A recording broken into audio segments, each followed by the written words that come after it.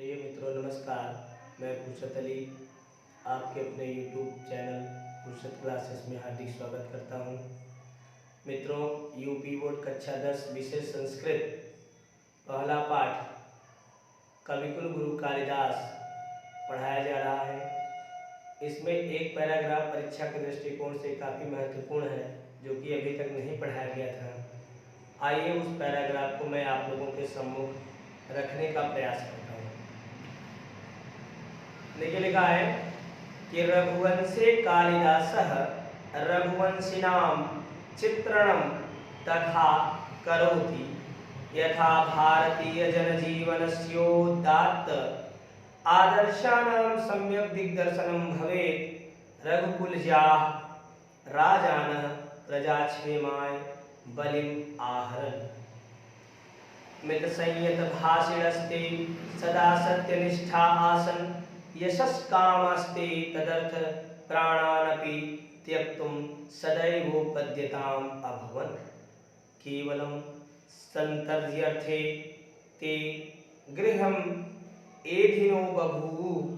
शैशवे विद्या अर्जनं यौवने रञ्जनं वार्धते मुक्तार्थं मुनिवदाचरणं तेषां व्रतम् आसीत्।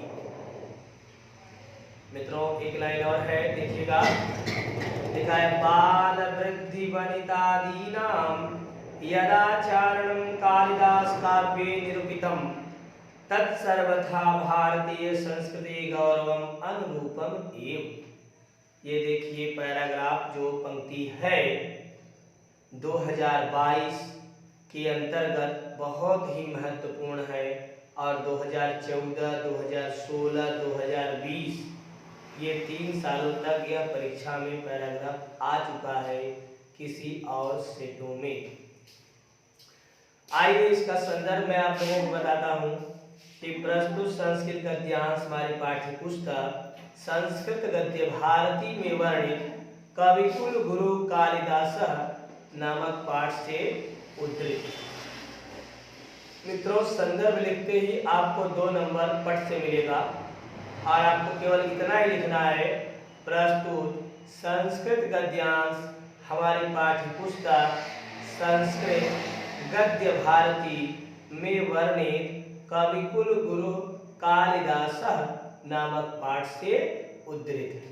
इस संदर्भ को लिखते हुए मित्रों आपको यह ध्यान देना है कि जो पाठ का शीर्षक है, जैसे कविकुल गुरु कालिदासः, इसको और जो लिखा है कि जहां से लिया गया संकलन प्रस्तुत किया गया गद्य भारती, संस्कृत गद्य भारती और कविकुल गुरु कालिदास पाठ का नाम, ये दोनों आप जो है काला पेन से इसको अंडरलाइन, ठीक है, काला पेन से अगर आप इसको अंडरलाइन करेंगे तो बहुत ही बेटर होगा। एग्जामिनर आप देख लेगा तो आपको 100% नंबर देगा। आशा है, उम्मीद करता हूँ आप लोगों को समझ में आया होगा। आइए अब हम लोग जो है अनुवाद प्रक्रम में चलते हैं। तो देखिए, लिखा है रघुवंशे कालिदासः रघुवंशिनाम। रघुवंशम में इनकी जो सर्वश्रेष्ठ रचना, इनकी जो सर्वश्रेष्ठ महाकाव्य रूपी रचना रघुवंशम, जो 19 सर्गों का महाकाव्य है, इसके अंतर्गत बताया जा रहा है कि रघुवंशम नामक महाकाव्य में कवि कालिदास जी ने रघुवंशी नाम अर्थात रघुवंशी राजाओं का चित्रण रघुवंशम नामक अपने सर्वश्रेष्ठ महाकाव्य रूपी रचना में रघुवंशी राजाओं का चित्रण तथा माने इस प्रकार करोति माने किया है, जिससे भारतीय जनजीवन के उदात्त दर्शनाम सम्यक, भारतीय जनजीवन के उदात्त श्रेष्ठ आदर्शों का सम्यक दिग्दर्शनम, सही रूप या अच्छी तरह से दिग्दर्शन हो सके, अच्छी तरह से दिखाई दे सके। आइए फिर से देखते हैं यही लाइन कि रघुवंशे कालिदासः रघुवंशिनाम, रघुवंशम नामक महाकाव्य में कालिदास जी ने रघुवंशी राजाओं का चित्रण तथा इस प्रकार किया है यथा जिस प्रकार या जैसे जिससे भारतीय जनजीवन के उदात्त दर्शनाम अर्थात श्रेष्ठ आदर्शों का सम्यक दिग्दर्शन भवे, अच्छी तरह से दिग्दर्शन हो सके। आइए आगे बढ़ते हैं। रघुकुल जा, देखिए लिखा है रघुकुल जा, रघुकुल धन जा, अर्थात रघु के कुल में उत्पन्न हुए या रघुकुल में उत्पन्न हुए राजान राजा लोग प्रजा क्षेमाय प्रजा की भलाई के लिए, प्रजा क्षेमाय मतलब प्रजा की भलाई के लिए बलिम आहरण टैक्स अर्थात कर लिया करते थे।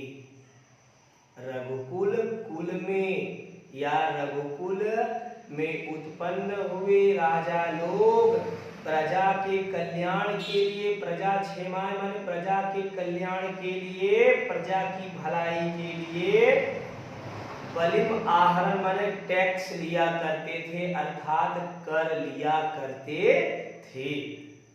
आगे देखिए लिखा है मित संयत भाषणस्ते, मित संयत भाषणस्ते माने परिमित, मित संयत माने परिमित मिली जुली, परिमित और भाषणस्ते माने सदी हुई वाणी, मित व्ययिता पूर्ण या परिमित और परिमित माने मिली जुली, परिमित और मित, देखिए लिखा है ना कि मित पहले लिखा गया मित संयत अर्थात परिमित और भाषणस्ते माने सधी हुई वाणी बोलने वाली, ते माने वे माने वे रघुकुल के राजा लोग, वे रघुकुल के राजा लोग सदा सत्यनिष्ठा आसन, सदैव सत्यनिष्ठ थे, सत्य के मार्ग पर चलने वाले थे, वे रघु के कुल में उत्पन्न हुए राजा लोग। और आगे देखिए लिखा है कि यशस कामस्ते, यश की इच्छा करने वाले, ते माने वे माने वे रघु के कुल में उत्पन्न हुए श्रेष्ठ राजा लोग। यश यश मतलब होता है प्रसिद्धि, कहा जा रहा है यश की इच्छा करने वाले, यशस कामते, यश की इच्छा करने वाले अर्थात यश की प्रसिद्धि की कामना करने वाले, प्रसिद्धि की इच्छा करने वाले, ते माने वे राजा लोग, उसके लिए तदर्थम उसके लिए प्राणानाम त्यक्तुम, प्राणों को त्यागने के लिए भी सदैव उद्यता अभवत, सदा सदा के लिए अर्थात सदैव तैयार रहा करते थे। माने रघुकुल के जितने भी दीपक हुए सब लोगों ने प्राण चला जाएगा लेकिन यश की प्रतिपूर्ति करके ही हमें रहना है, ऐसा भी सोचा करते थे। आप लोगों को मित्रों पता होगा कि दिलीप के वंश में पहले सूर्यवंशी जोड़ा जाता था, लेकिन दिलीप के पुत्र, दिलीप सुदक्षिणा के पुत्र रघु की उत्पन्न अवस्था और रघु के पराक्रम, रघु की दानशीलता को ध्यान में रखते हुए सूर्यवंशी कुल हट करके रघु के नाम से कुल का विद्यमान किया गया, रघु के नाम से कुल को विद्योतित किया गया और सूर्यवंशी कुल को हटा करके इक्ष्वाकुवंशी मनुवंशी कुल को हटा करके सीधा सीधा क्या लगा दिया गया, रघुकुल लगा दिया। फिर रघु के पुत्र अज हुए, अज के पुत्र दशरथ हुए, दशरथ के पुत्र राम हुए, राम के पुत्र लवकुश हुए, लव के पुत्र अतिथि हुए, सब लोग रघुकुल के नाम से विख्यात हुए। उसी के लिए बताया जा रहा है कि यश की इच्छा करने वाले वे रघु के जितने भी पुत्र हुए सब ने अपने प्राणों को छोड़ने के लिए हमेशा तैयार रहते थे, लेकिन यश की प्रतिपूर्ति हमेशा करते थे। आगे देखिए लिखा है केवलम संत्यर्थे ते, केवलम संत्यर्थे केवल संतान के लिए, संत्यर्थे माने संतान के लिए, केवल संतान के लिए ही वे गृहस्थ हुआ करते थे, अन्यथा वे गृहस्थ जीवन में भी कोई विश्वास नहीं रखते थे, क्योंकि गृहस्थ जीवन अगर व्यक्ति न निभाए तो संतान उत्पत्ति नहीं हो सकती, और संतान उत्पत्ति नहीं हो सकती तो उसका कुल आगे नहीं बढ़ सकता है। इसलिए बताया जा रहा है कि केवलम संत्यर्थे ते गृहम एधिनो बभूव, केवल संतान की उत्पत्ति के लिए ही वे गृहस्थ हुआ करते थे, अर्थात गृहस्थ जीवन में या शादी विवाह के झंझटों में वे पड़ते थे। आगे देखिए लिखा है कि शैशवी, शैशवी माने बचपन में, शैशवी बचपन में विद्या अर्जनम, विद्या की प्राप्ति, बचपन में विद्या की प्राप्ति, यौवने रंजनम, युवावस्था में मौज, और वार्धक्य मुक्तार्थम, वृद्धावस्था में मुक्ति के लिए मुनि वदाचरणम, मुनियों के समान व्रतम आसीत तेषाम, उनका आचरण हुआ करता था, उनका आचरण रूपी व्रत हुआ करता था। मैंने बताया जा रहा है कि उनका नियम सब चलता था। रघुकुल के राजा जितने भी थे उनकी एक परिपाटी चलती थी कि बचपन में विद्या की प्राप्ति, युवावस्था में मौज मस्ती, रंजन मतलब मौज मस्ती, वार्धक्य माने बुढ़ापा में या वृद्धावस्था में मुक्ति के लिए मुनियों के समान आचरण करना ही उनका सबसे बड़ा कर्तव्य एवं व्रत था। इसका रघुवंशी राजाओं का।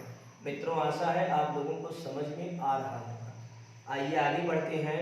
देखिए लिखा है बालक वृद्ध वनितादी नाम, बालक वृद्ध और वनिता माने होता है स्त्री। बालक वृद्ध माने वृद्ध मतलब बुढ़ापा व्यक्ति, बालक वृद्ध और स्त्री, आदि नाम माने आदि का, यदाचरणम जो आचरण, कालिदास काव्य निरूपितम, कालिदास के काव्य में निरूपित हुआ है।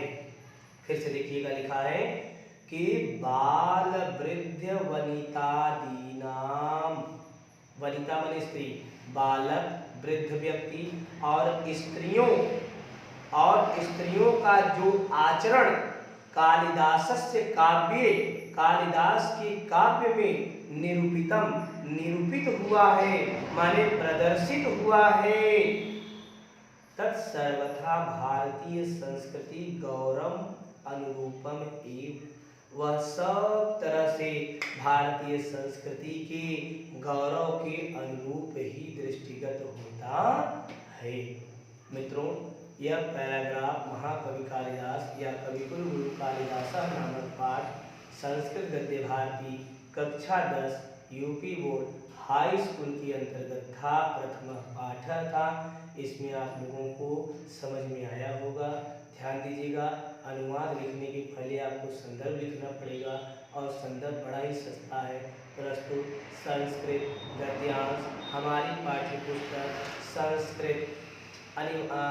संस्कृत गद्य भारती में वर्णित कविकुल गुरु कालिदास नामक पाठ से उद्धृत है। फिर अनुवाद हेडिंग करेंगे आपको बहुत अच्छा नंबर मिलेगा। ठीक है। अब मित्रों, आज के लिए इतना ही।